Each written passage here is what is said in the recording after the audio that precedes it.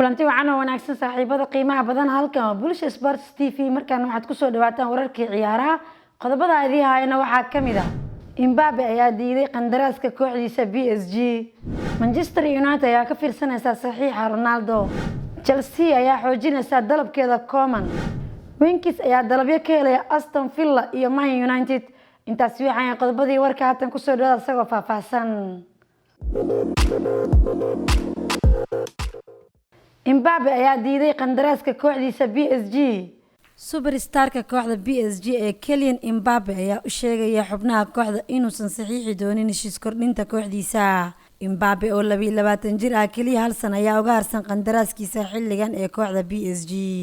Kylian Mbappe ayaa yiri waxaan rumaysanahay inay noqon doonto xilli ciyaareedkeygii ugu dambeeyay kooxda PSG waxaa sidoo kale loo maleynayaa inay PSG isku dayeen inay ku qanciyaan laacibkooda Mbappe inuu sameeyo go'aan laakiin waxaa loo maleynayaa inuu ku sii jeedo kooxaha Liverpool ama Real Madrid laakiin Kylian Mbappe ayaa la fahansan yahay inuu meesha ka saaray suurtagalnimada inuu ku qasbanaado inuu ka dhaqaaqo xagaagan PSG ayaa laga soo saxiixatay Jorginho Wijnaldum halka Hakimi iyo Donnarumma ay si dhow ula socon doonaan xaaladda Kylian Mbappe xilli ciyaareedkan Manchester United ayaa ka fiirsanaysa saxiixa Ronaldo qodobkaasi waxa eegay Cabdiraxmaan Maanka kooxda Manchester United ayaa lagu soo waramayaa inay u furan tahay heshiis isdhaafsi ah ee ku saabsan xidigaha kala Paul Pogba iyo Cristiano Ronaldo Manchester United ayaa muddo dheer la xiriirinayay inay u dhaqaaqayso soo celinta xidigoodii hore ee Ronaldo xidiga reer Portugal ayaa mustaqbalkiisa Juventus u muuqda mid shaki ku jira maadaama uu sidoo kale si xoogan ula xiriirinayo kooxda PSG halka mustaqbalka Pogba sidoo kalena hawada uu ku jiro iyadoo hal sano oo kaliya uga harsan tahay qandaraaskiisa garoonka Old Trafford Paul Pogba ayaa bilihii ugu dambeeyay raadinayay kooxaha Real Madrid Barcelona iyo Juventus Manchester United ay diyaar u noqon karto inay u adeegsato Paul Pogba heshiis isdhaafsi ah si Cristiano Ronaldo uga soo tago Juventus taasi waxay noqon kartaa ganacsi xeelad ku dhisan hal dhibaato ayaa ka dhalan karta arrimahan oo dhan si kastaba ha noqotee maadaama Ronaldo uu si dhab ah u doonayo labarkiisii hore ee Manchester United waxay u muuqataa inay sii kordhayso si kastaba ha noqotee Manchester United ee sii doonto Jadon Sancho lambarka 7 ee dhammaan la soo gabagabeeyay saxiix ku aadan Old Trafford Chelsea ayaa xoojinaysa dalabkeeda Coman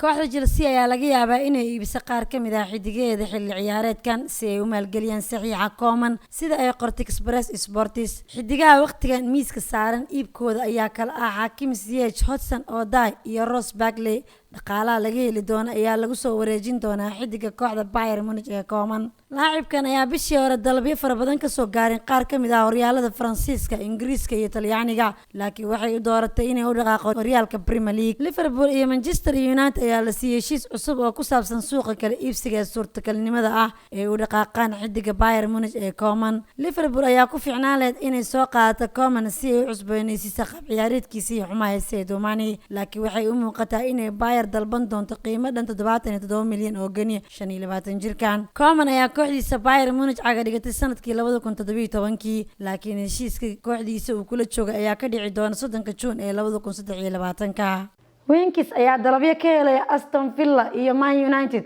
qodobkaasi waxa eegaysa Qamar Maxamed Cumar kooxda Aston Villa ayaa eegaysa saxiixa laacibka qadka dhexe ee kooxda Tottenham Harry Winkies Tottenham ayaa xilligan heysata tababaro cusub ee lagu magacaabo Nuno Santo waxaana laga yaabaa inuusan ku jirin qorshaha maamulaha cusub mustaqbalka Winkies xilli ciyaareedka cusub sida laga soo xigtay Telegraph kooxaha kale Aston Villa Manchester United Leeds United iyo Southampton ayaa dhamaantood raadinaya ciyaaryahanka qadka dhexe ee Harry Winkies 25 jirkan ayaa laga yaabaa inuu ka tago kooxdiisa maadaama uu xilligan haysto dalabyo macquul ah